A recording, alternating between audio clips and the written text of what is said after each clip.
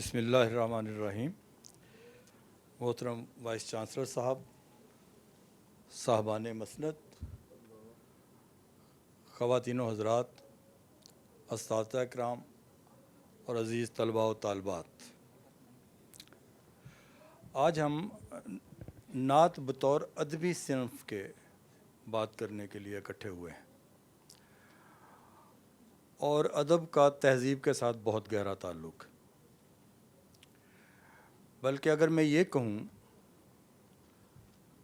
कि मज़हब और तहज़ीब का तालमेल भी बहुत ज़्यादा है और इनमें थोड़ा सा फ़र्क भी है। हर पैगंबर की वफ़ात के बाद मज़हब को एक तहज़ीबी रवायत बनना होता है।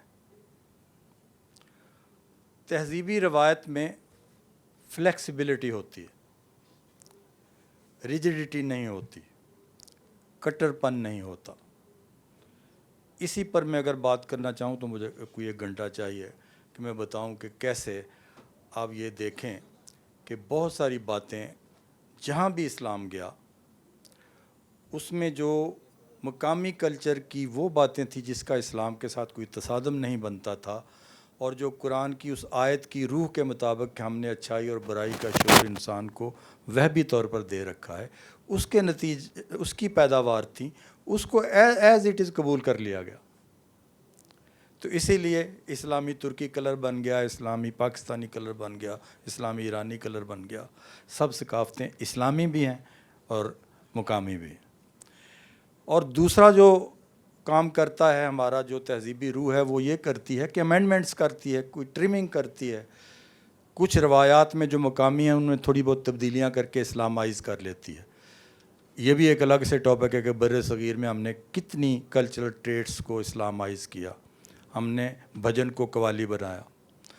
इस तरीके से तीसरा जो होता है असूल वो ये होता है कि जिन चीज़ों से कोई कंप्रोमाइज़ नहीं हो सकता उनको एलिमिनेट कर देता है। जैसे सती एलिमिनेट हो गई, बुत की पूजा एलिमिनेट हो गई, गाय की परस्तिश एलिमिनेट हो गई, हमने गोश्त खाना शुरू कर दिया जो लोग भी यहाँ मुसलमान हुए। मैं ये सिर्फ ये बताने के लिए मैंने ये अर्ज़ किया कि इसमें फ़्लेक्सिबिलिटी होती है और ये आगे बढ़ता है। उस फ्लेक्सिबिलिटी का एक अदबी मैनिफेस्टेशन जो है, मज़हर है, वो ये है, बा खुदा दीवाना बाशो बा मोहम्मद होशियार। ये एक अदबी जो फ्लेक्सिबिलिटी है कि अल्लाह मियाँ के साथ हम शोखी कर सकते हैं, मज़हबी रिजिडिटी में नहीं कर सकते, तहज़ीबी वुसत में हम कर सकते हैं शोखी। इसीलिए तसव्वुफ़ पैदा हुआ कि वो थोड़ा सा वुसत चाहता था कि इंसान ज़रा सांस ले सके। अब मैं एक और एलिमेंट की तरफ इशारा करना चाहता हूँ। जितनी भी अदबी रवायतें हैं दुनिया में बड़ी, वो तसव्वुर इंसान के बग़ैर तो कोई अदबी रवायत हो नहीं सकती। और हर अदबी रवायत का जो तसव्वुर इंसान है वो किसी न किसी बड़ी रूहानी शख्सियत पर खड़ा होता है। और आपकी बेस्ट तख्लीक़ात में जो इंसान के बारे में और आपके अक़दारी निज़ाम के बारे में जो बातें, आपने आइडियल्स के बारे में या जहान नाफरीदा के बारे में शायर अदीब जो करते हैं, उसमें उस शख्सियत के अक्स होते हैं जिसे आप नफ्सियात में आर्कीटाइप कह सकते हैं। तो वो आर्कीटाइप का इज़हार होता है। अगर बुद्धिज़्म का लिटरेचर है तो उसके पीछे गौतम बुद्ध की तालीमात और गौतम बुद्ध का जो हयूला है वो खड़ा होगा। क्रिश्चियन लिटरेचर है, किसी ज़बान में भी हो, क्रिश्चियन लिटरेचर जो है उसके पीछे आर्कीटाइप हज़रत ईसा का काम कर रहा है। और जो मुसलमान लिटरेचर है, इस्लामी लिटरेचर है, उसके पीछे रसूल सल्लल्लाहु अलैहि वसल्लम की शख्सियत है जो एक तहर्रुक का काम देती है। हमारे सारे आइडियल्स अभी जो तफसील बता रहे थे, तरक्की पसंदों की भी बता रहे थे, हल्का बाब ज़ौक़ वालों की बता रहे थे, और दूसरे लोगों की, रोमानवी लोगों के भी बता रहे थे। मुख्तलिफ़ आप देखें एंगल्स हैं, लेकिन उनमें सब के अंदर जो रिफ्लेक्शंस आ रही हैं आपके आइडियल्स की, वो रसूल सल्लल्लाहु अलैहि वसल्लम की ज़ात ग्रामी के मुख्तलिफ़ पहलुओं से आ रही हैं। एक जुमला मुतरज़ा उनके बारे में मैं अर्ज़ करना चाहता हूँ कि ये जो बड़े पोइट होते हैं ना, ये छोटे छोटे शायरों को आप बंद कर लें, उसे रोमानवी कह लें, उसे वजूदी कह लें, उसे इश्तराकी कह लें, उसे जो बड़ा शायर होता है اس کے اندر ان سارے عناصر کی نشاندہی آپ کر سکتے ہیں، کسی ایک ڈبے میں اسے بند نہیں کر سکتے، ٹھیک. تو اس لیے اقبال ایک پوری کتاب لکھ دی عزیز احمد نے، اقبال نئی تشکیل میں اسے اشتراکیت نکال لی اس میں سے، کوئی اسے انقلابی شاعر کہتا ہے. تو اس لیے اقبال کو کسی ڈبی میں بند نہیں کیا جا سکتا، وہ کمپریہنسو شاعر ہے.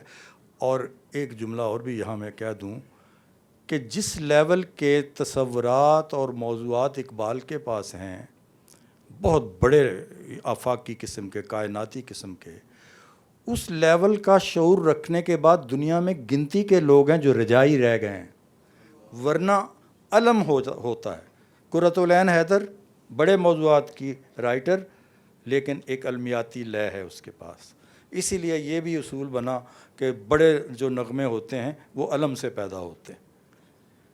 تو بڑے متن پر جا کر، بڑے کنٹینٹ پر جا کر اسے رجائی رکھنا اور پوئٹیفیکیشن بھی بڑے لیول کی قائم رکھنا، یہ دنیا میں گنتی کے بندے، ان میں اقبال ہے. تو اب میں آپ کو عرض یہ کرنا چاہتا ہوں کہ یہ جو ہمارا پاکستان ہے، یہ اقبال کی ایک بڑی تخلیقی واردات سے پھوٹا ہوا ہے،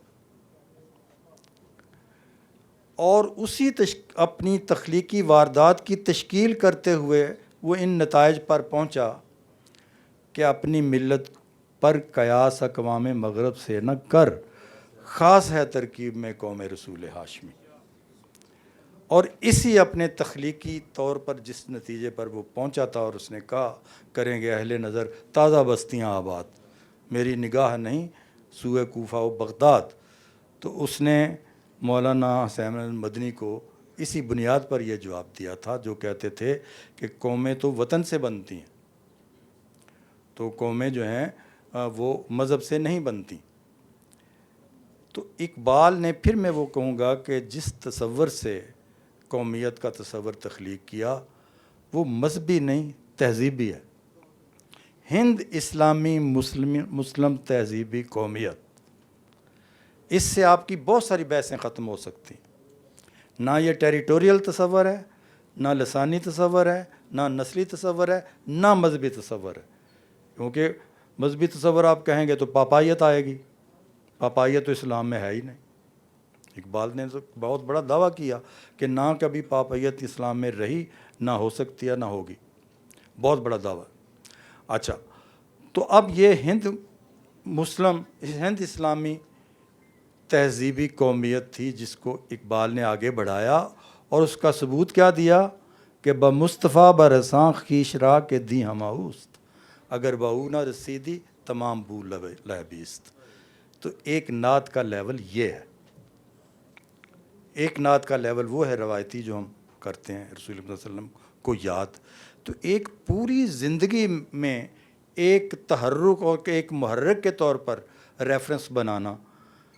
اب یہ جو اقبال کا تصور تھا کہ خاص ہے ترکیب میں قوم رسول ہاشمی، اس کی الگ سے اس پر کسی وقت بات ہونی چاہیے کہ کتنی پراپرٹیز ہیں مسلم قومیت کی، تہذیبی قومیت کی، جو ہمیں مختلف کرتی ہیں دنیا کے تہذیبوں سے یا دنیا کی قومیتوں سے. تو کتنی پراپرٹیز ہیں، وہ کوئی بیسیوں ہیں، آپ گننا چاہیں تو آپ گنتے چلے جائیں گے. اور اس کا ایک ثبوت میں آپ کو صرف دے دوں آپ کے حوصلے کے لیے، وہ یہ کہ اس وقت پوری دنیا میں مذہب ذاتی مسئلہ بنا ہوا، پوری تہذیبوں نے اسے ذاتی مسئلہ بنا دیا. یہ صرف مسلم تہذیب میں اسلام جو ہے وہ ایک اتنی محرک قوت ہے، فعال قوت ہے کہ اجتماعی کنسرن کے ساتھ یا اجتماعی سروکار کے ساتھ استعمار اور ظلم کے خلاف تحریکیں پیدا کر رہا ہے. کوئی دنیا میں دوسرا مذہب مجھے بتا دیں، کوئی مذہبی تہذیبی مذہبیت دنیا کی مجھے بتا دیں جو یہ کام کر رہی ہو اشتراکیت کے منظر سے غائب ہونے کے بعد. صرف اور صرف اسلامی تہذیبی قوت جو رسول اللہ صلی اللہ علیہ وسلم پر استوار ہے، وہی اس وقت مزاحمت کر رہی ہے دنیا میں عالمی استعمار کی. تو اس لیے میں یہ عرض کرنا چاہتا ہوں کہ یہ جو تشکیل پاکستان ہے، اس کے پیچھے یہی خاص ہے ترکیب میں قوم رسول ہاشمی کی بنیاد موجود ہے. اور اسی لیے آپ کو یہ پتہ ہے یہ بھی ساری پاکستان کی برکتیں ہیں جو انہوں نے مثالیں دیں، ورنہ میں انہی اشتراکیوں کی آپ کو تشکیل پاکستان سے پہلے کی صورتحال بتاتا ہوں۔ جب پاکستان 40 میں پاکستان کی قرارداد منظور ہو گئی، 1946 تک ہمارے ترقی پسندوں کو یہ نہیں پتہ چلا کہ بر صغیر میں کوئی بڑی تبدیلی ہونے جا رہی ہے۔ 46 میں وہ شامل ہوئے کہ یہ ٹھیک ہے، یہ عوامی موومنٹ ہے اور یہ صحیح مطالبہ ہے، ہم اس کے ساتھ ہیں۔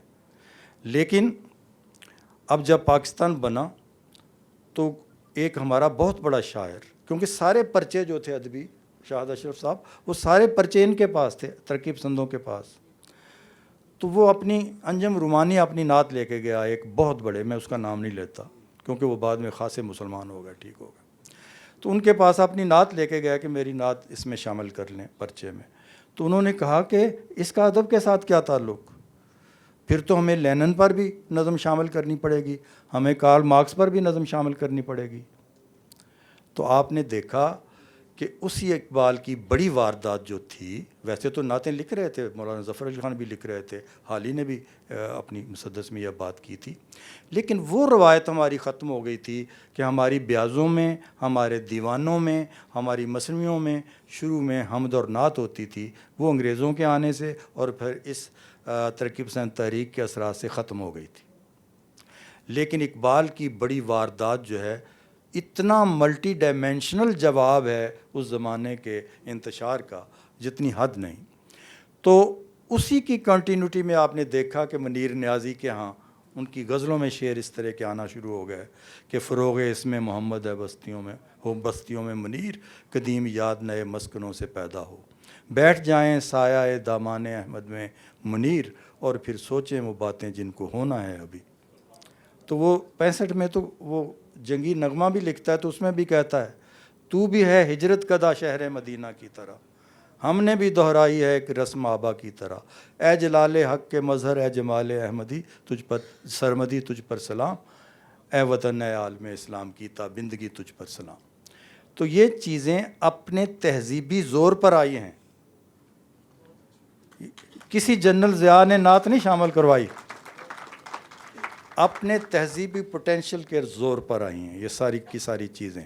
اور آج آپ کا ایک پرچہ بھی شاید کوئی مشکل سے آپ نشاندہی کریں جو حمد اور نعت کے بغیر چھپتا ہو۔ تو اگر ہم ان سارے مظاہر کو دیکھتے ہوئے یہ کہیں کہ پاکستان کریہ نعت محمد ہے تو غلط تو نہیں ہوگا۔ تو یہ ہمارا بہت بڑا تہذیبی کلا ہے رسول اللہ صلی اللہ علیہ وسلم کے ساتھ جو ہماری وابستگی ہے۔ اسی لیے آپ نے دیکھا ہمیں ٹیسٹ کرنے کے لیے یہ توہین رسالت کی جو انٹرنیشنل کوششیں ہوتی ہیں، ہمارا جو اجتماعی اور تہذیبی جو جوہر ہے اور رسپانس ہے اسے ٹیسٹ کرنے کے لیے کیا جاتا رہتا ہے، اور یہ اتنی زندہ روایت ہے کہ اس پر مسلمان کمپرومائز کرنے کے لیے تیار نہیں ہیں۔ تو میں یہ سمجھتا ہوں کہ یہ بہت میں داد دیتا ہوں، میری باتیں بہت لمبی ہو جاتی ہیں، تو آپ یہ دیکھیں کہ اس سے وابستہ، نعت سے وابستہ کلچر کے کتنے مظاہر ہم نے پیدا کر لیے۔ یہ ہم کانفرنس کر رہے ہیں، یہ بھی کلچر ہے۔ عید میلاد النبی کا جلوس ہم نکالتے ہیں، اس میں رسول اللہ صلی اللہ علیہ وسلم کو مختلف طریقوں سے یاد کرتے ہیں، نعتیں پڑھتے ہیں۔ نعت خانے کا جو کلچر ہے اس میں ہم نے اتنی انوویشنز کر لی ہیں، جو میں نے کہا تھا نا، میں نے آپ کو چوتھا فیکٹر نہیں بتایا۔ اسلامی تہذیبی جوہر کا چوتھا جو عمل ہے وہ یہ ہے کہ نئی کلچرل ٹریٹس وہ پیدا کرتا ہے، اور یہ سب سے زیادہ ضروری ہے۔ اگر آپ یہ نہیں کرتے تو آپ پیش رفت نہیں کرتے، آپ کے پاس انیشیٹو نہیں ہے۔ انیشیٹو اس چوتھے رکن سے آتا ہے کہ نئی کلچرل ٹریٹس پیدا کریں۔ ہم نے تو پاکستان میں نئی پاکستانی اردو بنا دی ہے جو انڈین اردو سے مختلف ہو گئی ہے، اس لیے کہ پہلے ہم ہند اسلامی وحدت جو تھی اسے شیئر کرتے تھے، پاکستان بنانے کے بعد ہم پاکستانی تہذیبی وحدت شیئر کر رہے ہیں جو سوورن ہے۔ ہندوستان والے مسلمان بھی ایک تہذیبی وحدت شیئر کر رہے ہیں لیکن وہ محکوم ہے، اور اس کا اور اپنا فرق آپ دیکھ سکتے ہیں۔ بدقسمتی سے ہم دو حصوں میں تقسیم ہو گئے ہیں، لیکن جیسے میں نے کہا اسلامی پاکستانی تہذیبی قومیت اور کلچر इसी तरह इस्लामी बांग्लादेशी तहजीबी कल्चर है, वो इंडिया में मुदगम नहीं हुआ। आपके बड़े बड़े इंटेलेक्चुअल जो हैं इस मुगालते का शिकार हो जाते हैं। 40 में जब करारदाद पास हुई थी तो उसमें स्टेट्स का जिक्र था।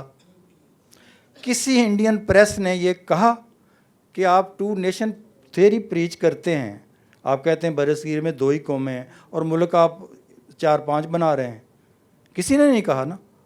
आज जनाब आपके इंटेलेक्चुअल में यकवा पूछता है कि इंदिरा गांधी के हमनवा होकर कहते हैं कि जी 2 नेशन थ्योरी डूब गई। 2 नेशन थ्योरी डूबती तो वेस्ट बंगाल जो था, बांग्लादेश इंडिया में मर्ज हो जाता। फिर आपको अबुल कलाम आज़ाद की सुनाई जाती हैं बातें, पेशीन गोइयाँ। उसकी ये पेशीन गोई तो ठीक होगी कि पाकिस्तान टूट गया, लेकिन वो जिस मुकाम से खड़ा होकर कह रहा था वो तो नहीं हुआ। वो कह रहा था पाकिस्तान ना बनाएं, ये टूट जाएगा, यही कह रहा था ना कि पाकिस्तान ना बनाएं। तो क्या बांग्लादेशियों ने कहा कि हमने पाकिस्तान बना के गलती की है, हम तो वापस इंडिया के साथ मिलते हैं? कहा उन्होंने? तो ये वही बात है, करारदाद पाकिस्तान जो थी उसके आईने में देखें बांग्लादेश को। अगरचे गलत तरीके से ये सारा काम हुआ, लेकिन हुआ वही दुरुस्त काम जो आपने करारदाद में किया हुआ था पहले।